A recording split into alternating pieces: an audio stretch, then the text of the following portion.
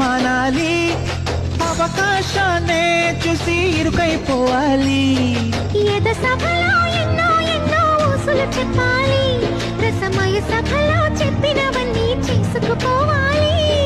ప్రతిపక్షం నువ్వై ఉండి హద్దులు పెట్టాలి, ఆ ప్రతిపక్షం నేనై ఉండి యుద్ధం చేయాలి. నా వలపు కిరీటం తలపైనే ధరించు, నీ చిలిపి ప్రతాపం నిలువెల్లా చూపించు.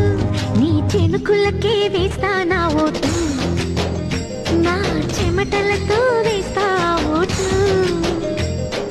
చిన్నగా చిన్నగా చిన్నగా మది కన్నులు విప్పిన కన్నెగా